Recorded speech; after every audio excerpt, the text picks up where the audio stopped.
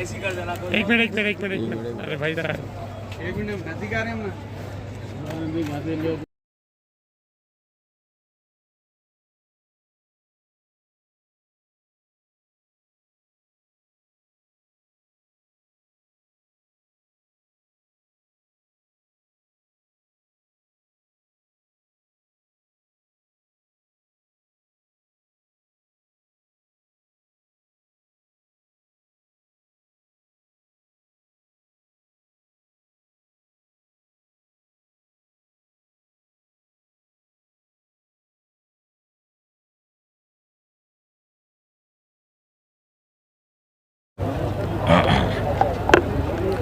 आज चार मीनार के दामन से हमारे कॉन्टेस्टेड एमएलए बहादुरपुरा कलीमुद्दीन बाबा साहब, चार मीनार इंचार्ज एडवोकेट मुजीबुल्लाह शरीफ साहब और हमारे आनंद राव साहब, senior Congress leader Chandrashekhar Chandrayangutta constituency से कांग्रेस लीडर हैं, हमारे मिर्ज़ा अस्करी बेग साहब जो कॉन्टेस्टेड कॉरपोरेटर आपके दबिलपुरा, और हमारे अली भाई, अली शहबाज और हमारे मुसाफिर भाई और असद जो बहादुरपुरा कॉन्स्टिट्यूंसी से, सीमा मैडम जो कॉन्टेस्टेड कॉरपोरेटर हैं, तहसीन मैडम जो आपके क्या बोलते हैं सो महिला हैदराबाद महिला प्रेसिडेंट है, बिन मुसाफिर साहब और असलम शेख जो कॉन्टेस्टेड कॉरपोरेटर हैं।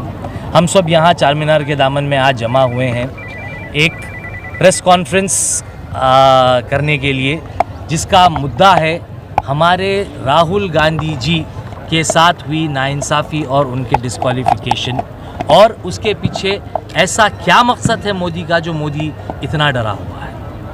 पहले तो मैं इस केस के कुछ टाइमलाइंस आप लोगों के सामने रखना चाहूँगा डेट के साथ कि क्या हिसाब से ये केस के अंदर तब्दीलियाँ आई। जैसे अप्रैल 13, 2019 राहुल गांधी कोलार कर्नाटका में एक स्पीच देते हैं जिसमें वो कहते हैं कि क्यों सारे चोरों के नाम में मोदी लगा हुआ है, जैसे निर्वाण मोदी और क्या बोलते सो ललित मोदी और नरेंद्र मोदी। उसके बाद अप्रैल 16, 2019 को बीजेपी एमएलए पूर्णेश मोदी एक केस गुजरात सूरत में फाइल करते हैं राहुल गांधी जी के खिलाफ। अप्रैल फौरन आप देख सकते हैं कि फरवरी 16 को, जहां फरवरी 7 तारीख 2023 को राहुल गांधी जी की स्पीच के बाद फरवरी 16 यानी कि 9 दिन में ही इमीडिएटली जाके पूर्णेश मोदी साहब अपना कंप्लेन और एससी से स्टे ऑर्डर विड्रॉ करते हैं। उसके बाद फरवरी 27, 2023 से इस केस की ट्रायल और हियरिंग चालू हुई। मार्च 23, 2023 को ट्रायल कोर्ट राहुल गांधी को एक कन्विक्शन देता है, 2 साल का फुल पावर कन्विक्शन, जो आज तक ऐसा देखने में नहीं मिला, क्योंकि एक इलेक्टेड रिप्रेजेंटेटिव के साथ ऐसा तो आज तक नहीं हुआ। मगर गुजरात कोर्ट एक राहुल गांधी जी के साथ एक नाइंसाफ़ी करते हुए उनको एक ऐसा जजमेंट 2 साल की सज़ा सुना देती है। मार्च 24, 2023 को लोकसभा सेक्रेटरीट राहुल गांधी जी को इमीडिएटली डिस्क्वालीफाई करता है अपने पद से, और उनका घर भी खाली करने के लिए इमीडिएट उनको नोटिस इशू की जाती है। तो ये एक्चुअली राहुल गांधी जी तो बस एक टारगेट है, मोदी का असल मकसद है कि अदानी को बचाना। आज मोदी की जो कुछ भी बौखलाहट है, ये राहुल गांधी जी को परेशान करना या राहुल गांधी जी को जेल में डालना, उससे ज़्यादा मोदी का मकसद है अदानी को बचाना। अब हम ये जानना चाहते हैं कि आखिर ये मोदी के लिए अदानी को बचाने की इतनी क्या अहमियत है और इतनी क्या मोदी को ज़रूरत पड़ी हुई है कि मोदी जो है अदानी को बचाने के लिए इतना परेशान है। तो मेरे भाइयों, आज राहुल गांधी एक ही ऐसे लीडर हैं पूरे हिंदुस्तान में जो ED, CBI, false cases, UPA cases से बिना डरे मोदी से एक ऐसा सवाल पूछे कि 20,000 करोड़ रुपए जो अदानी के शेल कंपनीज में इन्वेस्टमेंट आया वो कहाँ से आया। हमारा लीडर राहुल गांधी जो एक निडर लीडर है, उसकी इस सवाल पूछने से आज उसके ऊपर ये सज़ा मिल रही है। पहले ज़माने में आप लोग देखे होंगे, पहले ज़माने में क्या बोलते हैं, जवाहरलाल नेहरू, महात्मा गांधी जी, पंडित जवाहरलाल नेहरू, सुभाष चंद्र बोस, सरदार पटेल, मौलाना आज़ाद और दीगर दूसरे कांग्रेस के लीडर्स जब अपनी आवाज़ उठाते थे तो ब्रिटिश हुकूमत उनको सज़ा देती थी। आज उसी का एक नमस्ते, सत श्री अकाल, अस्सलाम वालेकुम। आज देश की जो हालत है और आज देश में बोलने के ऊपर पाबंदी है, आज वही माहौल है जिस तरह से ब्रिटिश गवर्नमेंट के अंदर था, आज वही हमारी सेंट्रल गवर्नमेंट उसी तरीके का माहौल चला रही है। आज हिंदुस्तान को फिर उसी दौर से गुजरना पड़ेगा जो हम 1947 में 46 के अंदर जो हम लाए, उसी तरीके से हमको फिर से एक बार लड़ने की ज़रूरत है और देश को एकजुट होकर चलने की ज़रूरत है। आज सभी जाति भाषा के नाम पर, मज़हबों के नाम पर लड़वा करके जो तमाशा आम कर रहे हैं और अपनी रोटियां सेक रहे हैं, और ये गुजराती भाई, गुजराती बंधु अपने ही भाइयों को राशन पानी उनके घर में सालों तक उनके बच्चों के 100 पीढ़ियों तक का जमा कर रहे। आप लोगों का हक मार करके, आपकी जेब से पैसे निकाल करके। मैं आप लोगों को याद दिलाता हूं कि 2014 में अगर सिलेंडर के ऊपर अगर 5 रुपये अगर बढ़ जाते थे 2012, 2013, 2014 में, तो सारी बीजेपी रोड के ऊपर आके आतंक मचाती थी। और आज सिलेंडर का दाम 1200 के करीब पहुंच गया, 1250 रुपये हो गया, लेकिन किसी की ज़बान नहीं खुलती। आज देश को एक अंधेरी खाई में ढकेलने वाली ये बीजेपी सरकार और एक तानाशाही कर रही है, और तानाशाही इसलिए कर रही है कि वो अपने बंधुओं को बचा सके और अपने बंधुओं की जेब गर्म कर सके। इतनी गुलामी, इतनी दलाली तो सावरकर ने भी अंग्रेजों की नहीं की थी, जिस तरह से मोदी जी ने आज अडानी और अंबानी की गुलामी कर रहे हैं।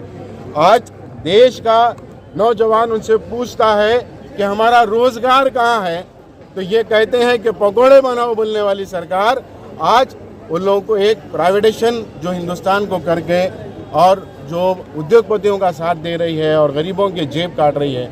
आज ये हमारे मुल्क में एक ऐसी स्थिति आ गई कि आज हमको राशन के ऊपर भी जीएसटी देना पड़ा। तो इसके लिए हमको आवाज़ लगाने की ज़रूरत होगी और इसके लिए हमको आगे बढ़कर आगे हर कदम को चलाने की ज़रूरत होगी। हमको मज़हबों से निकल के बात करने की ज़रूरत होगी। आज देश जगह जगह हर भाषा के नाम पर पता नहीं क्या क्या फैला रहा। अगर कांग्रेस पार्टी पूछती है कि तुम एजुकेशन के ऊपर क्या कर रहे हो, तो वो कहती है युवाओं को कि युवाओं को जो है मजहबी भाषा पढ़ा रही है। आप हिंदुस्तान को इस तरीके से नहीं चला सकते। हिंदुस्तान एक डेमोक्रेसी कंट्री है, हिंदुस्तान जमहूरी मुल्क है और इसके अंदर सभी का हक बराबर है। आज ये हालात हो गई, किसान आंदोलन करे तो उनका बिल वापस लिया गया और आज भी कृषि कानून के ऊपर उनकी कार्रवाई वैसे के वैसी है। एसपी का कोई नहीं है। अगर पूछती कांग्रेस पार्टी तो इसकी ज़बान को बंद किया जाए। तो आज उसी का एक परिणाम है कि राहुल गांधी जी ने जो भारत जोड़ो यात्रा निकाली थी, वो 3500 किलोमीटर कन्याकुमारी से कश्मीर तक चलने के बाद में बीजेपी को हैबत हुई। हैबत होने के बाद वो एक मामूली आदमी के पिटीशन के ऊपर और गुजरात कोर्ट ये जजमेंट देता है कि उनको 2 साल की सज़ा है। तो मैं समझता हूँ कि और आने वाले जितने केस हम लोगों ने फाइल किए और वो केस का भी अगर इसी तरीके से रिजल्ट आएगा तो कम से कम मोदी, अमित शाह को 20-20 साल की सज़ा होगी। और अगर इसी तरीके से अगर ये कहा लगा है तो कांग्रेस पार्टी का हर कार्यकर्ता जेल जाने के लिए तैयार है। कांग्रेस पार्टी का हर कार्यकर्ता हर चीज़ से लड़ने के लिए तैयार है। हम देश वो झूठे बातों की तरह नहीं है कि हम देश टूटने नहीं देंगे, देश बिकने नहीं देंगे। देश को बेच दिया, कांग्रेस ने एसेट्स बनाई और बीजेपी ने एसेट्स बेच दी और वही बेचा जो 56 इंच के सीने वाले ने कहा था कि देश नहीं बिकने दूंगा, और देश को खुद बेच दिया और दो आदमी के बीच में बेच दिया, अडानी और अंबानी के बीच में।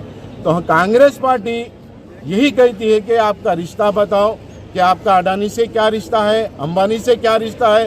तो इसे सस्पेंड किया जाता, पार्लियामेंट में आवाज़ नहीं उठा सके, इसके लिए पार्लियामेंट के बाहर किया जाता। कार्यकर्ता अगर कहीं बोलते हैं तो इनको बोल रहे हैं, इनकी ज़बानों को जुड़ने की ज़रूरत है। देश के सभी युवाओं से मेरी रिक्वेस्ट है, गुजारिश है कि मैं ये कहता हूँ आपको कि आपका एक एक कदम आपके अपने लिए होगा। आप एकजुट होकर के चलिए। जय हिंद, जय कांग्रेस।